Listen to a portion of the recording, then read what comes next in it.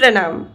तो जो लोग मेरे YouTube पे पहले से जुड़े हुए हैं वो तो मुझे जानते हैं, लेकिन जो अभी नए नए जुड़े हैं या जुड़ेंगे उनको मैं बता दूं कि मेरा नाम खुशबू है और आज के इस व्लॉग में मैं आप लोगों को ऋषिकेश घुमाने वाली हूँ।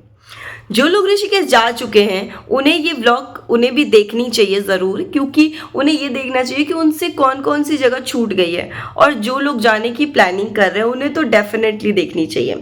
तो व्लॉग ऐसे होगा कि फर्स्ट पार्ट में होगा फर्स्ट डे का जो भी होगा वो दिखाऊंगी मैं, सेकंड पार्ट दिखाऊंगी सेकंड पार्ट में दिखाऊंगी सेकंड डे जो जहाँ हम घूमे या जो भी हुआ, एंड थर्ड पार्ट में दिखाऊंगी थर्ड डे का। तो ऐसे होगा हमारा जो भी व्लॉग होगा। तो ज़रूर देखो मेरे व्लॉग को, और ज्ञान की बातें यहीं ख़त्म करती हूँ, ज़्यादा वीडियो लंबा नहीं करूँगी। तो लेट्स गेट स्टार्टेड। तो शुरू से शुरू करते हैं। तो 5:55 पर हमारी बस थी और हम निकल गए 5 बजे। कैब में सामान और खुद को ठूस ठूस कर सामान की तरह भर लिया और दिल्ली के रास्ते को नापते हुए हम पहुंच गए Maharana Pratap ISBT Kashmere Gate bus stand.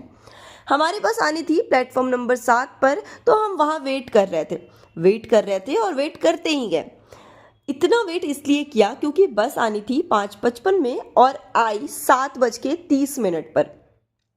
तो फिर बस पे बैठे और अपने सफ़र पर निकल गए। अरे थैंक यू बोलने की क्या बात है, ऐसे छोटे मोटे एहसान तो हम लोगों पर करते रहते हैं। बस पर बैठते ऐसी नींद आई ना, फिर नींद ही नहीं खुली। भाई रात भर सोए नहीं थे तो नींद तो आएगी ही। फिर एक ही बार नींद खुली जब बस रुकी और कंडक्टर ने कहा आधे घंटे के लिए बस रुकेगी। मैं सुनी और सुन के फिर सो गई। फिर कंडक्टर ने कहा कि सबको उतरना है। मैंने कहा भाई ये कौन सी ज़बरदस्ती है। फिर पता चला कि इनको बस में कुछ फिक्स करना होता है तो ज़रूरी है उतरना। अब उतर ही गए थे तो सोचा कुछ खा लेते हैं, क्योंकि फिर इसके बाद सीधा पहुंचने के बाद ही खा पाएंगे। तो हमने सैंडविच खाया और फिर चल दिए सफ़र की ओर। और फिर नींद आ गई और तब तक नींद नहीं खुली जब तक कंडक्टर ने ये नहीं कह दिया कि नेपाली फॉर्म आ गया, उतर जाओ सबके सब। नेपाली फॉर्म पर उतरकर एक सुकून की सांस लेकर कि फाइनली पहुंच गए, हमने ऑटो लिया और निकल गए रूम की ओर। बाय द वे हमें रूम सर्च करने के लिए स्ट्रगल नहीं करना पड़ा, क्योंकि हम पहले भी यहाँ आ चुके हैं और हमेशा एक ही होटल में रुकते हैं। तो if you want to come here you can stay in Tapovan, like आप कहीं भी रुक सकते हो। बट हम जब भी आते हैं तपोवन में एक होटल है चक्रा, वहीं रुकते हैं, बिकॉज उनका बिहेवियर काफ़ी अच्छा है, फ्रेंडली नेचर है और हम प्रेफर करते हैं यहीं रुकना। And by the way Tapovan is a good place. So या हम होटल पहुंच गए और फ्रेश होके हमने सबसे पहले डोसा खाया और फिर रेडी हो गए सबसे ज़्यादा एक्साइटिंग और इंटरेस्टिंग चीज़ राफ्टिंग के लिए, जिसमें टोटल 10 या 12 रैपिड्स थे। तो राफ्टिंग वाले टीम के साथ उनकी गाड़ी में हम निकले और खूबसूरत पहाड़ों का नज़ारा देखते हुए और ठंडी ठंडी हवा का लुफ्त उठाते हुए हम यहाँ पहुँच गए। और ये रही हमारी राफ्टिंग बोट, एंड ये हम सबको लाइफ जैकेट पहनाई जा रही है ताकि हम डूबे ना। सबकी कैप लग चुकी है, सबके लाइफ जैकेट सबने पहन लिए हैं। अब देखेंगे आगे, हम जाएंगे अभी रैपिड फायर पे जाएंगे और वहाँ 12 रैपिड फायर आने वाले हैं। देखते हैं आगे क्या होता है, हम बचते हैं या नहीं। जा रहे हैं पानी के साइड और हमने अपना ये तब इसको क्या बोलते हैं, इस डंडे को क्या बोलते हैं, पैडल। हाँ, तो हम अपना पैडल हम सब ने ले रखा है। लाइफ जैकेट, कैप, पता नहीं क्या बोलते, जो भी बोलते इसको, कौन सा कैप है, सब ले रखा, मतलब पहन लिया हमने।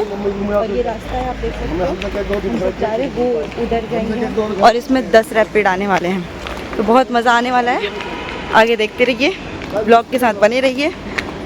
बस इससे ज़्यादा क्या बोले। बैड लक, जो हमने राफ्टिंग करी ना वो वीडियो मैं आप लोगों को नहीं दिखा पाऊंगी, क्योंकि हम रिकॉर्ड नहीं कर पाते हैं, फ़ोन हमारा रख लिया जाता है, क्योंकि हम पानी में जाते हैं तो फ़ोन हमारा ख़राब ना हो जाए, गीला ना हो जाए, इसलिए सब कुछ रख लिया जाता है अपने पास।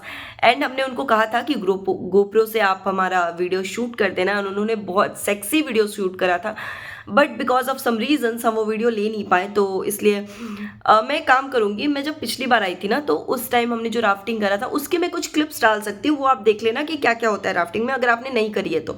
जो किए होंगे उनको पता होगा। बट इस बार जो हमने राफ्टिंग करी थी ना उसमें 10 रैपिड या 12 रैपिड थे, और जो हमने पिछली बार रैपिड जो राफ्टिंग करी थी उसमें सिर्फ 4 रैपिड थे। तो पिछली बार वाला उतना इंटरेस्टिंग नहीं था जितना इस बार वाला था। इस बार तो हमने बहुत मज़े करे थे, हम रैपिड में नीचे भी उतरे थे, बहुत मज़ा आया था।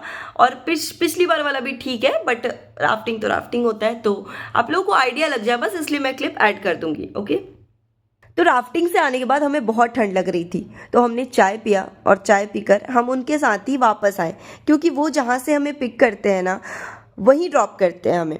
तो हमें उन्होंने ड्रॉप करा, हम रूम आ गए, कपड़े चेंज करे, चेंज करने के बाद हमने थोड़ा रेस्ट करा और फिर कुछ खाने पीने निकल गए। चाय सुट्टा बार में थोड़ी देर हम बैठे और हमारे बाकी लोग स्कूटी रेंट करने गए थे। चाय सुट्टा बार में हमने चाय पिया, पिज्ज़ा खाया विच वॉज गुड, बट फिर हमने प्लेन मैगी ऑर्डर करा एंड फिर हमें मैगी से नफरत होने लगी। इतनी बेकार मैगी हम भी नहीं बनाते, आप तो फिर भी कैफ़े में बना रहे हो, थोड़ा तो सही बना दो ताकि लोग आके खाएं। तब तक हमारी स्कूटी भी आ गई थी, तो स्कूटी पे बैठकर हम निकल गए ऋषिकेश की उन सड़कों पर जहाँ जाने के लिए हम तरसते रहते हैं। हमारी स्कूटी जिससे हम जा रहे हैं, और एक वो रही और एक उसके पीछे है। तो गाइस ये जानकी झूला है और लक्ष्मण झूला, राम झूला, बहुत सारे झूले हैं यहाँ पर, बट अभी लक्ष्मण झूले पर काम चल रहा है। तो ये झूला बहुत ही प्यारा है और रात में जब इसकी लाइट चलती है, आज पता नहीं क्यों नहीं चल रही है, तो ये बहुत ही ज़्यादा अच्छा दिखता है। और शायद एक बार आप भी चले जाओ ना ऋषिकेश, तो आपका भी कुछ ऐसा ही हाल होगा। फिर हम गए परमार्थ, और बिलीव मी इधर रात के 8-9 या हार्डली 10 बजे के बाद आपको कोई भी नहीं दिखेगा। मुश्किल से कभी कभी 1-2 स्कूटी दिख जाएगी, क्योंकि इधर रात में जानवर आते हैं, मोस्टली एलिफेंट, लेपर्ड, चीता, टाइगर, कुछ भी आ सकते हैं। और जगह जगह बोर्ड भी लगी हुई है कि रात में इधर ना आए, जानवरों का सामना करने को मिल सकता है, वो भी सड़क पर। एंड बावजूद इसके हम इधर आए और अंधेरा आप देखो कैसी है इधर। स्कूटी की लाइट ऑफ कर दो तो कुछ भी नहीं दिखेगा, अकेले तो कोई आ भी नहीं सकता इधर। हम तो फिर भी 8 बजे आए थे, तो 1-2 बाइक वाले दिख गए, और वहाँ से फिर हम निकले कैफ़े की तलाश में कि कोई सेक्सी सा कैफ़े मिल जाए जहाँ फॉरेनर्स हो, हम भी कुछ मज़े करें। मज़े इन द सेंस, जिन कैफ़ेज़ में फॉरेनर्स मोस्टली जाते हैं ना, वो अच्छे कैफ़ेज़ होते हैं। तो कुछ अच्छा खाने का मन था, तो कैफ़े भी अच्छा ही ढूंढ रहे थे। फिर हम घूम फिर कर उस कैफ़े के पास आए जहाँ हम पहले भी आ चुके थे, बट वो मोस्टली खाली ही रहता है। तो हमने बाहर कुछ डॉग्स के साथ खेला और फिर थोड़ी बहुत शॉपिंग करी वहाँ की लोकल मार्केट से, और फिर हमें मिल गया हमने जैसा सोचा था बिल्कुल वैसा ही कैफ़े। लिटरली क्या ही सेक्सी कैफ़े था वो। लिटिल बुद्धा नाम का कैफे था और interior was too good, food was too good, and mostly वहाँ फॉरेनर्स भरे हुए थे। फिर हमने आलू का पराठा खाया और चाय पिया and cold coffee and hot coffee पिया, और फिर हम सब बाहर निकले और ऋषिकेश की छोटी छोटी गलियों से होते हुए हम अपने होटल आए और सो गए। तो ये फर्स्ट पार्ट था guys. Second part and second day और भी ज़्यादा इंटरेस्टिंग है, इससे कई ज़्यादा। तो अगर सेकंड पार्ट चाहिए देन डू कमेंट बिलो।